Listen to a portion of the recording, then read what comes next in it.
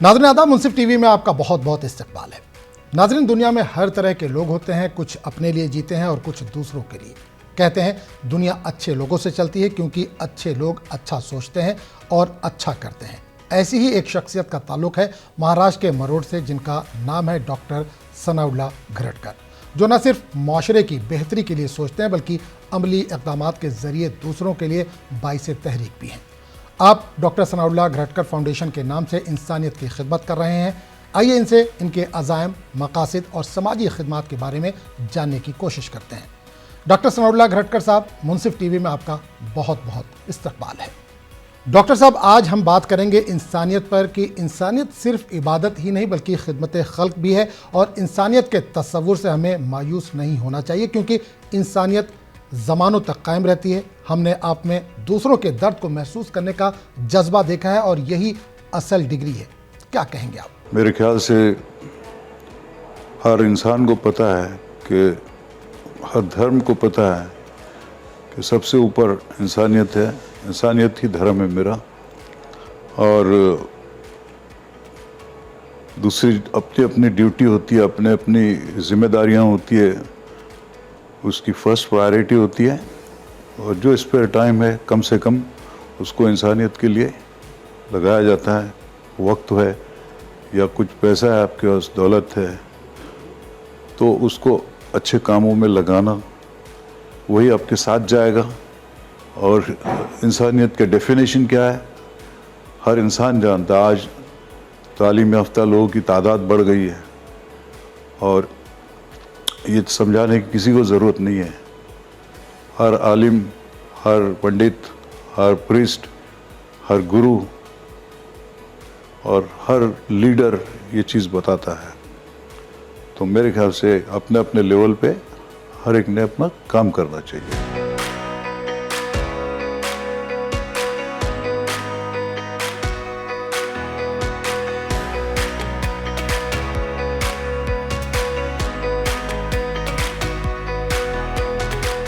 Doctor साहब, खित्ता कोंकण कुदरती हुस्न से मालामाल है और यहाँ के लोग माली तौर पर भी काफ़ी मुस्तहकम है और मुख्तलिफ प्रोग्रामों में यहाँ पर लाखों रुपए खर्च भी किए जाते हैं। गुज़िश्ता 10-12 सालों की अगर हम बात करें तो यहाँ के लोगों में तालीमी बेदारी आई है, लेकिन अफसोस का मुकाम है कि यहाँ से अब तक कोई IPS या IAS अफसर नहीं बन सका। क्या वजह मानते हैं आप इसकी? मेरे ख्याल से इन 10 सालों में, पिछले 10 सालों में कोंकण के इलाके में एजुकेशन उभर के आ रहा है। बच्चियों का ज़्यादा रेशो है। और अनफॉर्चुनेटली जो लोग गल्फ़ में हैं, तो गल्फ़ में वालिद साहब बैठे हैं और उनकी जो अम्मी है, mother is in native place. तो मेरे ख्याल से सरपरस्ती में थोड़ी सी दिक्कत आती है। कुछ बच्चे नाफरमा बर्दारी करते हैं और पूरी तरह से उनको आप ग्रूम नहीं कर सकते, और यही वजह है। लेकिन उसके बाद डॉक्टर्स भी बने, इंजीनियर्स बने हैं, CA बने हैं, बहुत सारी तालीम उभर के आ रही है। तो रहा सवाल कुछ IAS वगैरह का, ये भी आ जाएगा। हमारे वालिदैन इस पे काम करें, हमारे जो टीचर्स हैं वो करें, उसके बाद जो यहाँ के लीडर्स हैं हमारे लोकल, वो ध्यान दें इन चीज़ों पे। जैसे हमने अभी वर्कशॉप शुरू किए हैं, इसी वजह से किए हैं कि आप काउंसलिंग भी करें और वर्कशॉप्स करें जिसमें आप गाइडलाइन इस ज़िंदगी की होना चाहिए कि अपने खित्ते से बाहर या अपने कंट्री से बाहर या बड़े बड़े शहरों में क्या हो रहा है। तो अक्सर छोटे टाउन्स में, छोटे विलेजेस में ये एम्बियंस नहीं होता। असली वजह यह है कि ये जो एम्बियंस है ना, ये पैदा होना चाहिए और बच्चों को एंथुसियास्टिक बनाना बहुत ज़रूरी होता है। और उनके ड्रीम्स जो हैं वो बड़े होना चाहिए। उनके थॉट प्रोसेस में ये तब्दीली लाना बहुत ज़रूरी है। और वो सिर्फ और सिर्फ वर्कशॉप्स में एक्सपर्टीज़ ला के हमने शुरुआत की। अभी तकरीबन 2-3 माह से चल रहा है यहाँ पे। और मुरूड में पूरे सारे मुरूड के पूरे स्कूलों में हम लोग ये इस सिलसिला और ये मिशन चालू रखा है। और हमने 2 बच्चियों को भी कल एडॉप्ट किए हैं जो अंडर प्रिविलेज हैं, जो उनकी माशी हालत अच्छी नहीं है, तो जितना वो पढ़ेंगे उनको पढ़ा देंगे हम लोग। एक बच्ची की जिम्मेदारी लिए हैं, वहाँ पे भी हम लोग ये सिलसिला रखते हैं। बिल्कुल। और बस इतनी बात करके मैं रिक्वेस्ट करूँगा कि ये सिर्फ और सिर्फ कोई दूसरा कर रहा है उस पर डिपेंड नहीं रहे। ये कॉमन सेंस की बात है कि जो पेरेंट्स हैं उन्होंने गफलत नहीं करना चाहिए और अपने औलाद को बड़े से बड़ा बनाने के लिए उन्होंने कदम उठाना चाहिए। अगर उनके पास इनफ फंड्स नहीं है तो there are lot of NGOs, और वहाँ अप्रोच करके रास्ता निकलेगा और 100% रिज़ल्ट बहुत अच्छा आएगा। जो बनना चाहिए बच्चा वो बन सकता है, बशर्त उसके थॉट प्रोसेस को चेंज किया जाए। सबसे पहले वालिदैन हैं, फिर खुद बच्चा है, और फिर टीचर्स हैं, और फिर ये जो काउंसलिंग और गाइडेंस करने वाले जो एक्सपर्टीज़ हैं ये बहुत अच्छी तरह से करते हैं। हमने एहसान सर को लाके और वैशाली मैडम को ये सिलसिला जारी किया और इसका बहुत अच्छा फीडबैक मिला हमको यहाँ के बच्चों से और यहाँ के पेरेंट्स से और यहाँ के प्रिंसिपल से भी।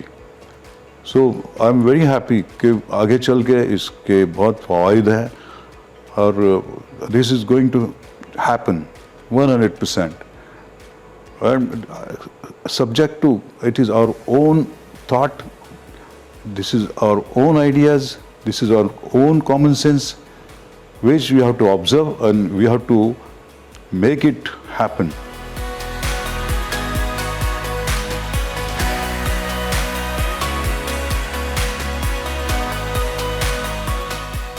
डॉक्टर साहब, संजीवनी आरोग्य सेवा मरोड़ जंजीरा ने आपकी तालीमी, समाजी और बिलखुसूस तिब्बी खिदमात का एतराफ़ करते हुए आपको मरोड़ रत्न के अवार्ड से नवाजा। सबसे पहले मुंसिफ टीवी के परिवार की जानिब से आपको बहुत बहुत मुबारकबाद पेश करता हूँ। डॉक्टर साहब, ये बताएं कि ये अवार्ड आपके लिए कितना अहम है और ये अवार्ड मिलने पर आपके क्या तासुरात हैं?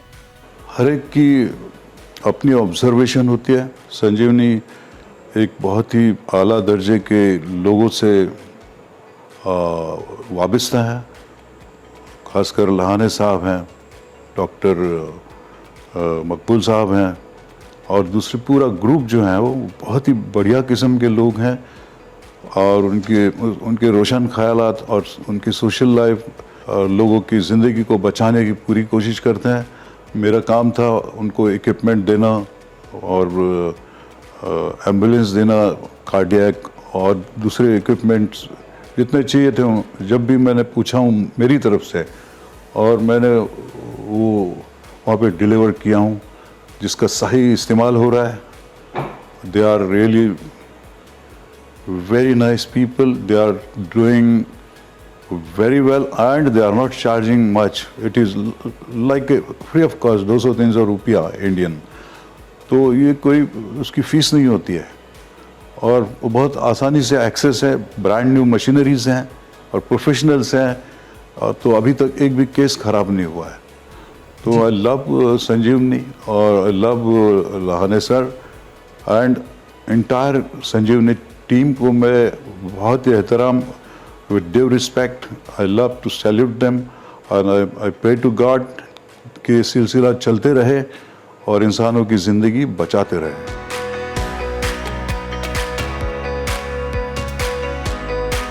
डॉक्टर साहब, दीनी मदारिस में असली तालीम की अहमियत से हम इनकार नहीं करते। अगर ये दोनों उलूम हासिल हो जाएं तो इससे दीन और दुनिया के तकाजे पूरे हो सकते हैं। मेरा आपसे यही सवाल है कि क्या दीनी मदारिस में असली तालीम का नज़्म होना चाहिए और वो किस ज़बान में होना चाहिए? जी, असली तालीम भी होना चाहिए, लेकिन असली तालीम इंग्लिश मीडियम से हो जाए तो प्रोफेशनली उनको सपोर्ट होगा और उनकी जो माशी हालत है फाइनेंशियल भी अच्छी होगी। आगे चल के वो दीनी तालीम के साथ डॉक्टर्स, इंजीनियर, प्रोफेशनल्स बन सकते हैं, अपनी फाइनेंशियल जो पोजीशन है उसको अच्छे हालत में ला सकते हैं। इसके लिए हमने 3 साल पहले श्री वर्धन में इंग्लिश स्कूल के लिए मदद की मैंने, और कुछ फंड्स उन लोगों ने भी लाए, और अभी मेरे ख्याल से 1-2 माह में वो स्टार्ट होने जा रही है। और ये जो है मसला में भी करने जा रहा हूँ मैं, और इंशाल्लाह वहाँ पे भी 1-2 साल में प्रोजेक्ट तैयार हो जाएगा। इंग्लिश स्कूल की बात कर रहा हूँ मैं, सो इट इज़ मस्ट।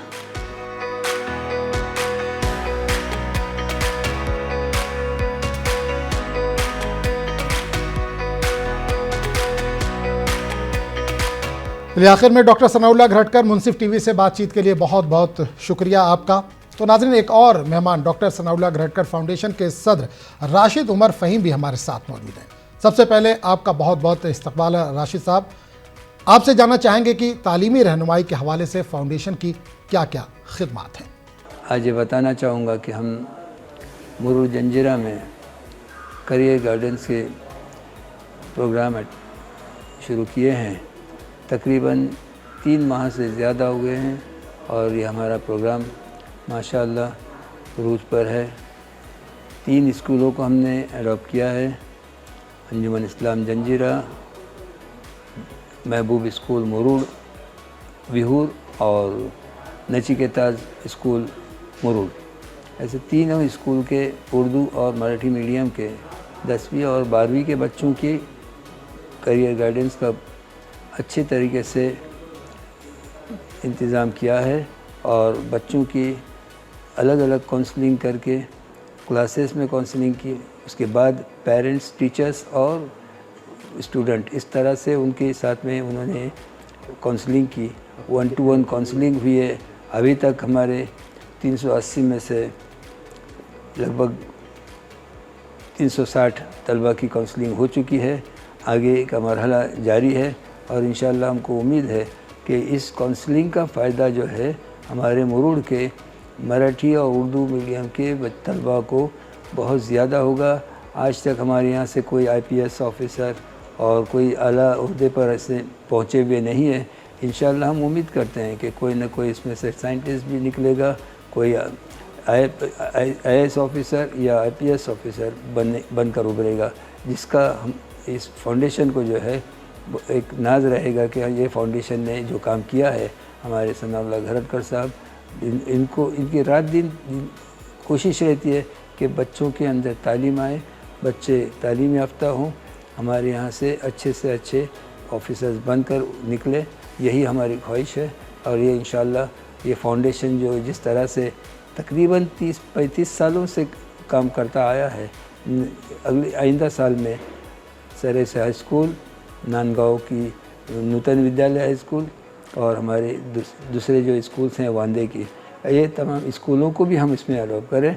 और जैसे कि अभी आपको एक बात बता दूं कि फाउंडेशन की तरफ से इस साल हमने 2 लड़कियां, खुसूसन जो हमारा जो एम्पावरमेंट का सब्जेक्ट चल रहा है, जो किताबें हमने छपाई हैं, इसमें लड़कियों को तालीम से ज़्यादा अहमियत देने के लिए फाउंडेशन की तरफ से 2 लड़कियां, एक मराठी मीडियम से और एक उर्दू मीडियम से, ऐसे 2 लड़कियों को उनकी पूरी आला तालीम तक के उनको जितने चाहे वो तालीम ले सकते हैं, उतने फाउंडेशन की तरफ से उनको हायर किया गया है। और इंशाअल्लाह उनकी आला तालीम मुकम्मल होने तक हम उनका ताउन करेंगे।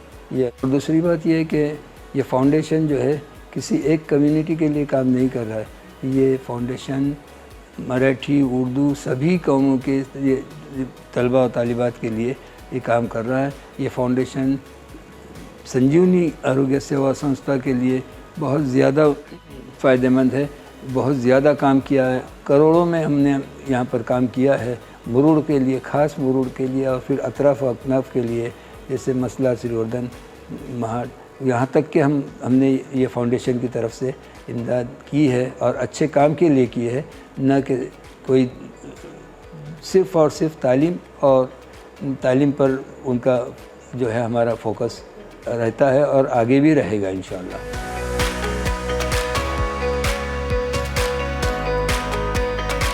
डॉक्टर सनाउल्लाह घरटकर फाउंडेशन पिछले 3 दहाइयों से जायद अरसे से खिदमत अंजाम दे रही है। फाउंडेशन का मकसद है समाज में एक तालीमी इनकलाब रौनुमा हो और सही रहनुमाई के जरिए तलबा का मुस्तकबिल संवर जाए और इनकी कोशिशों से समाज में मुस्बत तब्दीली भी देखी जा रही है। आज की इस बातचीत में बस इतना ही। देखते रहिए मुंसिफ टीवी। आदाब।